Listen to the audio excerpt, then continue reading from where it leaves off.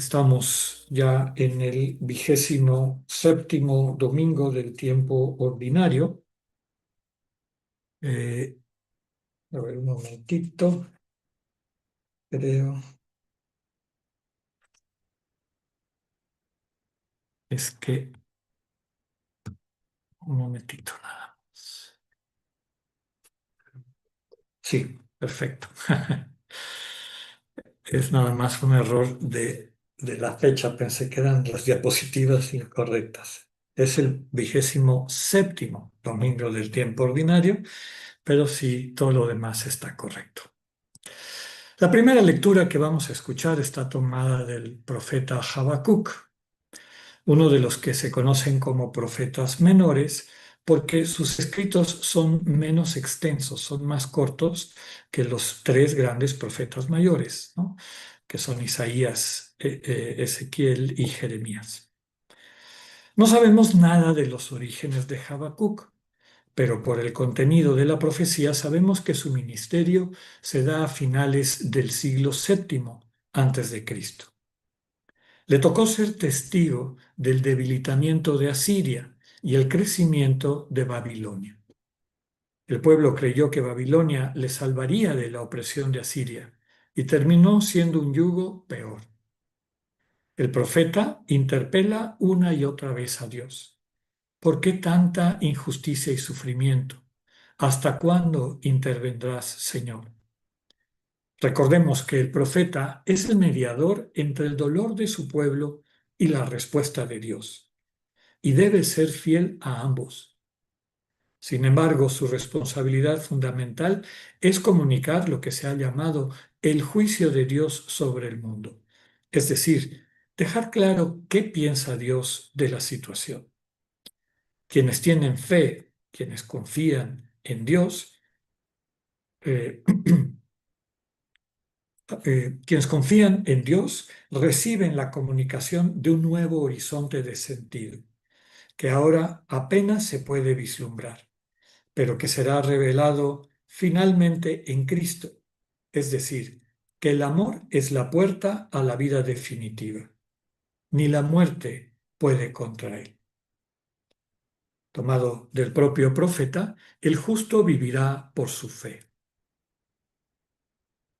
El salmo que acompaña la liturgia de este domingo, Salmo 94, es conocido para la mayor parte de nosotras y nosotros, porque suele usarse como invitatorio para iniciar la liturgia de las horas de cada día. Es una llamada a acercarse al encuentro con el Señor.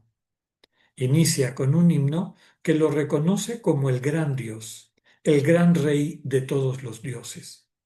Sostiene en su mano los abismos y es dueño de las grandes cimas, también del mar, porque Él lo hizo, y la tierra firme que modeló con sus manos.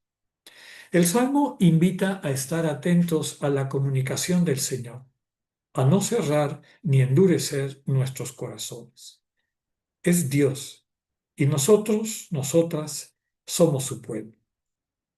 Y surge la petición del salmista: ojalá escucharan y atendieran a su voz.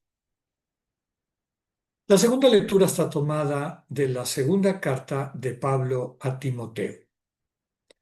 En esta carta el lenguaje de Pablo es más personal y cercano. Comparte con humildad realista su propia experiencia de fidelidad a la buena noticia de Cristo. Sabe que está a punto de entregar su vida para dar testimonio de la verdad del reino. El contexto es que aparecen cada vez más falsos maestros, que en vez de transmitir el Evangelio, comunican las distorsiones de su ego. Ante estas falsedades, el apóstol no debe de temer. Cristo nos da la fuerza para comunicar congruentemente la única ley del amor, que dignifica y construye la comunión. A esta carta pertenece la hermosa frase: sé en quién tengo puesta mi confianza, y estoy convencido de que puede custodiar el bien que me ha encomendado hasta el último día. Y tomado de la lectura de hoy, guarda este tesoro con la ayuda del Espíritu Santo que habita en nosotros. El Evangelio de este domingo, recordemos que estamos en el ciclo C, ciclo dedicado al Evangelio de Lucas, nos presenta un diálogo de Jesús con los discípulos. Forma parte de una narrativa propia de este Evangelio que nos transmite tres enseñanzas que describen actitudes fundamentales del testigo del reino. Primero que nada, la disposición a la corrección fraterna y a perdonar las veces que sea necesario. Ante esta recomendación del Señor, los apóstoles le piden, aumentanos la fe. Recordemos que fe implica una confianza sostenida por un camino realizado en conjunto con el Señor.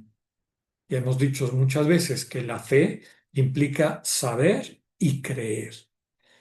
Saber porque nos consta que Dios nos escucha, nos acompaña, nos fortalece, y creer porque apostamos lo que somos y tenemos a que el proyecto de Dios siga adelante, sabiendo que el tesoro más grande, que es su amor, siempre nos acompañará. Los apóstoles no se sienten en condición de comprometerse a esto que el Señor les pide, este tipo de perdón. Recordemos que la fe no es creer en algo, sino creerle a alguien, darle toda nuestra confianza. El Señor responde que aquellas personas que cultiven la plena confianza en Él serán capaces de transformar radicalmente el mundo. Y esto simbolizado por acciones extraordinarias, como hacer que un árbol se arranque y se plante en el mar. Por lo tanto, la segunda enseñanza es el cultivo de la confianza en el Señor, que solo se logra a través de una relación cercana con Él. Esto que Ignacio llamaba el conocimiento interno de Cristo, que nos lleva a descubrir que su amor nos basta para las misiones que el propio Señor nos encomienda. La última enseñanza, la tercera, se refiere a cuidar la gratuidad propia del amor divino. Dios ama así, de manera gratuita y libre. El centro del ser imagen divina radica en eso, en nuestra capacidad de amar a la manera de Dios, es decir, entregar lo mejor de nosotras y nosotros de forma libre y siempre gratuita. La cultura del deber, del mérito, contradice este elemento fundamental del amor que da vida. Es el ego, desde su inseguridad, el que exige que le tomen en cuenta y le premien sus buenas acciones. Quien ama a la manera de Dios hace el bien por el aprecio fundamental que siente por el hermano, por la hermana. Una vez que realiza su acción, la olvida. Lo único que queda es el gozo de haber podido ser una bendición para alguien. El referente es la persona para quien anhelamos ser una bendición. No hay lugar para méritos y reconocimientos. Esta gratuidad permite que nuestro amor crezca, sea realmente libre y, como el amor de Dios, sea capaz de dar vida a quienes amamos. Parafraseando el final de nuestra lectura del Evangelio de hoy, somos servidores humildes. Hemos servido como nos correspondía. Muchos textos de los evangelios que en ocasiones, aunque nos entusiasman, aunque suscitan en nuestro corazón una esperanza, una alegría, un deseo, en el fondo no terminamos de entenderlos.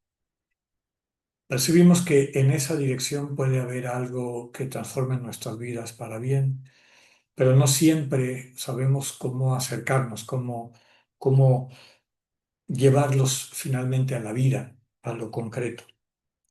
Y me pongo a pensar en el Sermón del Monte, en esta invitación específica del Señor Jesús a amar a los enemigos, por ejemplo, a orar por quienes nos persiguen, o más cercano a lo que acabamos de escuchar, el aprender y saber perdonar a nuestros hermanos y hermanas siempre. El 70 veces 7 que el Señor utiliza para enseñar a Pedro, en el fondo es siempre. Era una manera de decir en esa época el infinito, en toda ocasión. Lo que está detrás de estas invitaciones del Señor no es el que nos hagamos el propósito de realizar eso que nos dice, porque tarde o temprano, como lo muestra con claridad la lectura del Evangelio de este domingo, nos vamos a encontrar con una pared. Este tipo de actitud frente al mundo, el que podamos, no por deber o por voluntad, amar a una persona que nos está agrediendo, que nos está haciendo daño, no es el fruto de nuestra voluntad. Primero tiene que despertar en nuestro corazón el amor divino, es decir, crecer en nuestra capacidad de desarrollar esa sensibilidad, el amor de agape. Ya he comentado en otras ocasiones que es como aprender un lenguaje. Si no nos abocamos, si no acudimos a personas que nos pueden transmitir eso, que nos pueden ayudar a desarrollar eso en nuestras vidas, pues es prácticamente imposible que aprendamos un lenguaje. Necesitamos que alguien nos lo enseñe, ya sea de manera directa o de manera indirecta, cuando nos deja a lo mejor un texto o algo que nos ayuda a entender. El lenguaje fundamental de la realidad del mundo de la creación es este amor divino. Cuando aprendemos ese lenguaje, cuando finalmente vamos dando nuestros pasos para comunicarnos de esa manera, para percibir cómo Dios las 24 horas del día, de todos los días de nuestra vida, nos está comunicando ese amor, eso nos capacita para ver el mundo desde esa sensibilidad y desde luego también querer comunicar amor. Es quien finalmente descubre que es amor como Dios es amor, independientemente de lo que haga, hasta la más pequeña de sus acciones y actividades, transmiten este amor que da vida, el amor divino, el amor de agape. En la época del Señor Jesús había esta visión distorsionada de la religión como una especie de pruebas, de méritos, para tratar de ganarse el amor de Dios. Eso está codificado y enseñado de manera sublime en la que conocemos como la parábola del hijo pródigo, en la actitud del hijo mayor. El hijo mayor se describe a sí mismo como aquel que ha cumplido todas las órdenes. Aquí llevo todos estos años cumpliendo todas tus órdenes. Y no me has dado ni siquiera un chivito para que me coma con mis amigos. Lo que le contesta el padre es lo que Dios nos dice cada vez que hacemos un alto y hacemos silencio, dejamos de oír a la loca de la casa, a toda esta cadena de pensamientos que provienen del mundo del mérito y del deber y etcétera, del ego finalmente que está viendo cómo se abre paso en medio de un mundo hostil. Cuando hacemos silencio y escuchamos el corazón, escuchamos nuestro interior, percibimos que Dios nos ama de manera absolutamente gratuita y libre. Y esa sorpresa, ese romper con el esquema de un Dios que está llevando cuentas, ¿no? Porque así lo hacemos nosotros y porque así es como nos controlamos mutuamente, se percibe, se experimenta como una gran liberación. Desde luego que es un itinerario, pero nos vamos moviendo en esa dirección. Conforme la sensibilidad del amor divino, el amor de Cristo, va habitando cada vez más en nosotras y en nosotros, nos damos cuenta del absurdo de entender el mundo de acuerdo a deberes y méritos, ¿no? Cumplo mi deber, tengo mi premio, me gano algo. Y entramos en el mundo de Dios donde todo es don gratuito. El amor divino es realmente eso, don gratuito. El texto nos dice que las lecturas que acabamos de escuchar utilizan el término mandamiento. El Señor Jesús subraya, les pide a sus discípulos que no se olviden del mandamiento. No le dice que no se olviden de sus órdenes. Dios no ordena, Dios nos da mandamientos.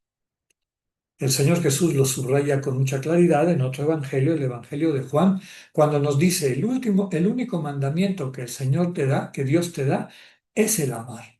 Ámense los unos a los otros como yo los he amado.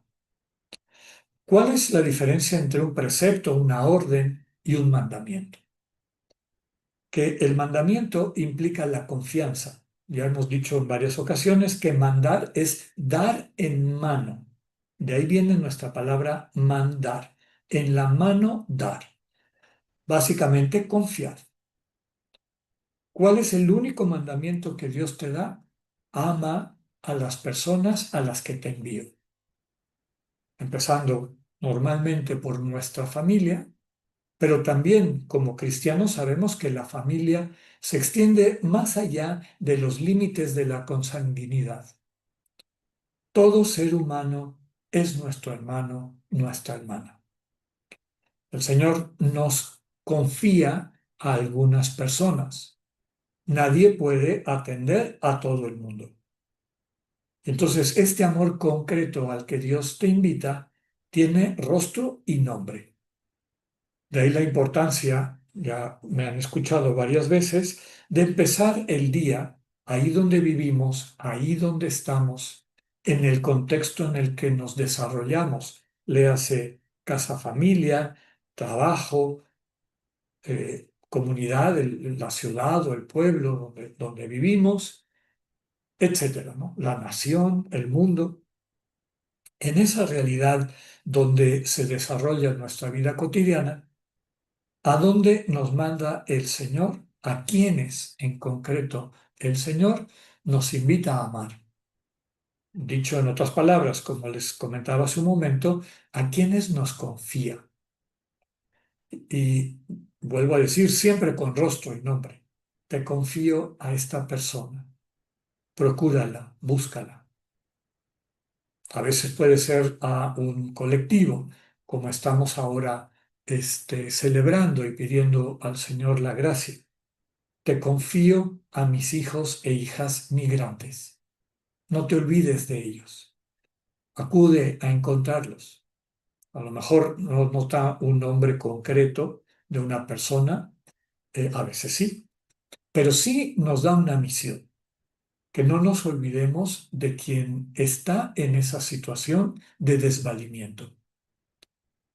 Hay pocas fragilidades y vulnerabilidades tan fuertes en el mundo como quien ha tenido que emigrar. Por la guerra, por situaciones económicas, por la violencia, como le ha pasado a muchos hermanos y hermanas nuestras. Pongámonos en el lugar de quien ha dejado todo, se ha quedado sin casa, a veces hasta sin familia, sin un referente cultural, sin lo que significa ese espacio de acogida de un lugar donde compartimos la cultura, donde compartimos una historia. En esa situación de desprovisión, de total eh, fragilidad, vulnerabilidad, el Señor nos confía a estos hermanos y hermanas nuestras, a cuidarlos, a defenderlos, a aplicar lo que significa este amor divino en la cotidianidad de hacernos familia, de estar en esta solidaridad que construye un mundo mejor, un mundo diferente. En los últimos días el Papa León ha subrayado eso. Hay una tentación común de las personas de querer transformar el único mandamiento de Dios en una colección de preceptos, en una colección de órdenes o referentes propios de su manera de entender el mundo y la moral. Y claro, quienes viven en ese mundo de deber y de mérito, pues les gusta tener listas para ponerse palomitas, ¿no? Ah, palomita, palomita, palomita. Ah, yo soy una persona buena. El problema es que a veces esas listas esconden un corazón duro, un corazón que no siente con el hermano, que necesita de nuestra ayuda. En el fondo, son personas que siguen los preceptos y las órdenes de su ego y no escuchan el único mandamiento de Dios. Esta manera como el Señor nos invita, nos confía a nuestros hermanos y hermanas a quienes podemos acompañar, para quienes podemos ser una bendición con nuestra vida y lo que Dios nos ha confiado. El texto lo subraya. El Señor Jesús, a su manera, para sacudir la conciencia de sus discípulos, utiliza este ejemplo del siervo. En aquel entonces así era un poco la vida, ¿no? Las personas que estaban bajo un sueldo, pues lo único que estás haciendo es aquello para lo que se te pagó. Desde luego que no es la actitud de un Dios como el Dios revelado en Cristo, esta visión humana o inhumana de quien siente que porque paga puede disponer de la vida de otra persona. Pero lo que quiere subrayar el Señor es el peligro de vivir eh, en un mundo, en una visión del entorno basada en esos deberes y méritos, que dificultan y a veces imposibilitan el poder crecer en el amor y construir la comunión desde el amor. Dios nos ama de forma gratuita, somos su imagen, y el llegar a la plenitud de lo que significa ser su imagen implica aprender a amar igual, de forma gratuita. Finalmente, y la carta de Pablo a Timoteo, y de alguna manera también el quehacer del profeta Habacuc, implica que quien ama a la manera de Dios no se fija en lo que hace. Quien vive en el deber y en el mérito, le presta mucho atención a su acción, a esa acción, para ponerle etiqueta. Ah, soy generoso, hice bien, esta acción es admirable. Por lo tanto, espero que todos reconozcan mi acción. Eso no es un acto de amor. Quien ama, desde luego que realiza acciones concretas, pero en todo momento, inclusive mientras está haciendo esa acción de amor, de servicio, de ayuda, quien tiene frente es al hermano, a la hermana. Cuando termina la acción, se olvida y lo único que queda es el cariño al hermano, a la hermana. Y esa es una característica para entender que efectivamente estamos siguiendo el único mandamiento que Dios nos ha dado, que es amarnos mutuamente, y no las órdenes de nuestro ego, para podernos parar el cuello y sentirnos más que los demás. Que el Dios vivo nos ayude a percibir día con día qué mandamientos nos da, a qué hermanos y hermanas nos confía para amarlos y servirlos. Que así sea.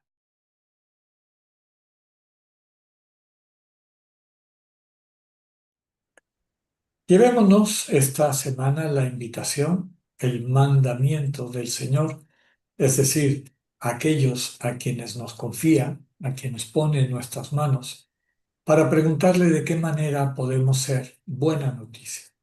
¿Cómo podemos tocar las vidas de quienes nos rodean? A veces de una manera muy sencilla, una sonrisa, un gracias, un reconocimiento, para que el amor, que es lo único que puede salvar el mundo, crezca y se haga presente en medio de nuestra sociedad. Que el amor de Cristo les sostenga y les acompañe. Que tengan una excelente semana.